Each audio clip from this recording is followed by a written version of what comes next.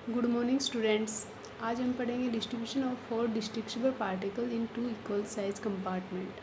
ठीक है, 4 डिस्ट्रिब्यूटेबल मीन्स अलग अलग पार्टिकल ABCD पार्टिकल का हम 2 इक्वल साइज कंपार्टमेंट में डिस्ट्रीब्यूशन करेंगे। ठीक है, तो डिस्ट्रीब्यूशन करते हैं तो इसमें 16 पॉसिबिलिटी है। 16 टाइप से पार्टिकल डिस्ट्रीब्यूट हो सकते हैं। फर्स्ट केस क्या है, चारों पार्टिकल ABCD फर्स्ट कंपार्टमेंट में आ जाएंगे, सेकंड कंपार्टमेंट खाली रहेगा। ठीक है, सेकंड केस क्या बन सकता है, 3 पार्टिकल ABC पहले कंपार्टमेंट में आ गए, दूसरे में D बचा हुआ पार्टिकल D। तीसरा केस के बन सकता है BCD पहले कंपार्टमेंट में, A दूसरे कंपार्टमेंट। फोर्थ केस बनेगा CDAB second compartment. Fifth case बनेगा DABC।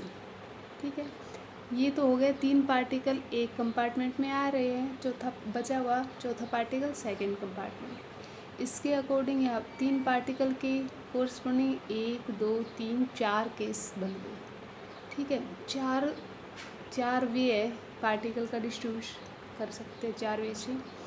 ठीक है, नेक्स्ट हम क्या करेंगे, 2 पार्टिकल का डिस्ट्रीब्यूशन 4 पार्टिकल का कर रहे हैं, मतलब 2 पार्टिकल पहले के बॉक्स में आ जाएंगे, 2 पार्टिकल बाकी बचे हुए नेक्स्ट कंपार्टमेंट। ठीक है, तो 2 पार्टिकल AB पहले कंपार्टमेंट में, CD सेकंड, नेक्स्ट AC आ जाएगा, फिर BD, AD BC, BC AD second compartment में, फर्स्ट में BD आ जाएगा, AC CD AB। दो पार्टिकल का डिस्ट्रीब्यूशन करते हैं तो इसमें 1 2 3 4 5 6 कम्बिनेशन बनते हैं। ठीक है, नेक्स्ट क्या करेंगे, एक पार्टिकल पहले कंपार्टमेंट में रहेगा, तीनों पार्टिकल सेकंड कंपार्टमेंट। सिमिलरली यहाँ पे D, तो बाकी कौन सा बचा, ABC सेकंड में चलेगी। A यहाँ पे है तो BCD नेक्स्ट कंपार्टमेंट में जाएंगे, B यहाँ पे है तो CDA, C यहाँ पे है तो बाकी क्या बचा, DAB। लास्ट केस क्या होगा, पहला कंपार्टमेंट खाली, चारों पार्टिकल सेकंड कंपार्टमेंट में। ठीक है, 16 वे से 4 पार्टिकल का हम 2 कंपार्टमेंट में डिस्ट्रीब्यूशन कर सकते हैं। इन्हीं को बोलते हैं माइक्रोस्टेट। ठीक है, अब माइक्रोस्टेट हमें पता है, इसके कोरस्पोंडिंग मैक्रोस्टेट लिख सकते हैं, फ्रीक्वेंसी लिख सकते हैं एंड प्रोबेबिलिटी। ठीक है, तो देखो सबसे पहले हम लिखेंगे मैक्रोस्टेट। इस जो पहला केस है कि चारों पार्टिकल पहले कंपार्टमेंट में गए, दूसरा खाली है, इसके कोरस्पोंडिंग मैक्रोस्टेट, चारों पार्टिकल पहले में है तो 4, सेकंड कंपार्टमेंट खाली है तो 0। ठीक है, नेक्स्ट हम पहला जो केस है उसकी क्या निकालेंगे, फ्रीक्वेंसी निकालेंगे। फ्रीक्वेंसी आपको पता है क्या होती है, फ्रीक्वेंसी की जो गिवन माइक्रोस्टेट के अंदर कितनी नंबर ऑफ माइक्रोस्टेट है। ठीक है, तो कितनी नंबर ऑफ माइक्रोस्टेट है, यहाँ पे एक केस बना हुआ है तो 1 हो जाएगी। ठीक है, नेक्स्ट हम निकालेंगे प्रोबेबिलिटी। प्रोबेबिलिटी आपको पता ही है, प्रोबेबिलिटी को डिफाइन भी किया था, फेवरेबल केसेस बाई टोटल यहाँ पे 16 केस बन रहे हैं। ठीक है, तो प्रोबेबिलिटी हो जाएगी 1/16। नेक्स्ट अब देखो सेकंड क्या है कि हमारे पास 3 पार्टिकल का डिस्ट्रीब्यूशन हो रहा है ना, 3 पार्टिकल पहले कंपार्टमेंट में आ रहे हैं, बाकी बचे हुए सेकंड में। ठीक है, इस वाले की कोरस्पोंडिंग हम मैक्रोस्टेट, तो क्या आएगा यहाँ पे 3,1, फिर 3 पार्टिकल पहले में, इसमें भी इसमें भी इसमें भी इसमें भी।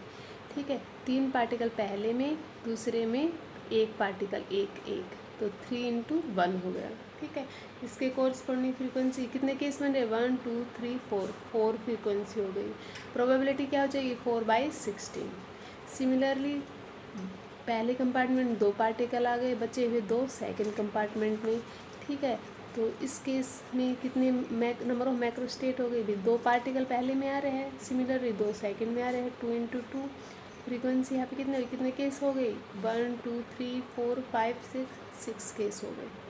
ठीक है, प्रोबेबिलिटी क्या हो जाएगी, 6/16। सिमिलरली एक पार्टिकल यहाँ पे है, 3 पार्टिकल यहाँ पे, तो 1 × 3, और फ्रीक्वेंसी कितने केस है, 1 2 3 4 केस है, तो यहाँ पे हम 4 लिख देंगे। और इसकी प्रोबेबिलिटी आ जाएगी 4/16। सिमिलरली लास्ट केस क्या है कि जो पहला कंपार्टमेंट खाली है तो 0, सेकंड कंपार्टमेंट 4 पार्टिकल है तो यहाँ पे क्या हो जाएगा 4।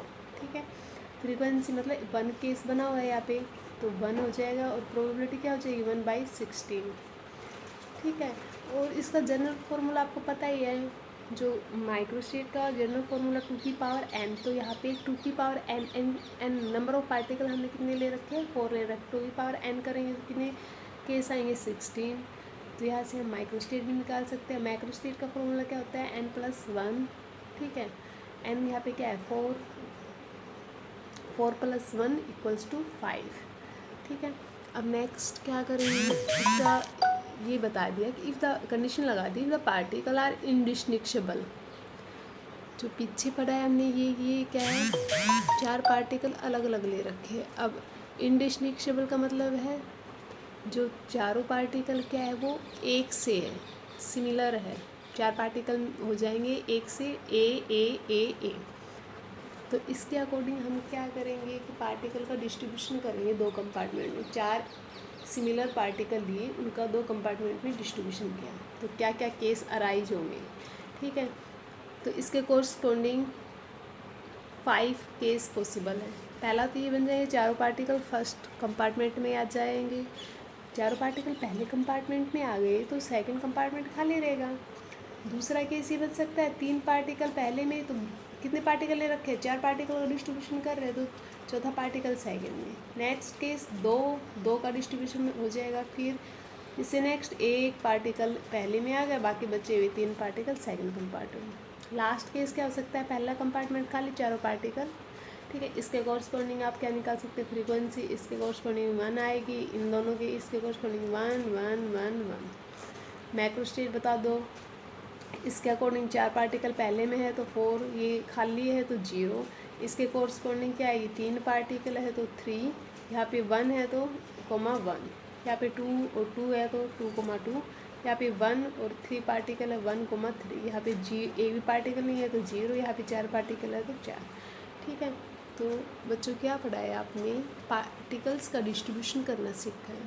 ठीक है, 4 पार्टिकल का पूछे तो कर देना, 3 का पूछे या 2 का। ठीक है, पार्टिकल बता देंगे डिस्ट्रिक्शेबल ले रखे या इंडिस्ट्रिक्शेबल, उसके अकॉर्डिंग देख लेना कि इसकी आप माइक्रोस्टेट भी निकाल सकते हैं, मैक्रो भी, फ्रीक्वेंसी एंड प्रोबेबिलिटी। ओके।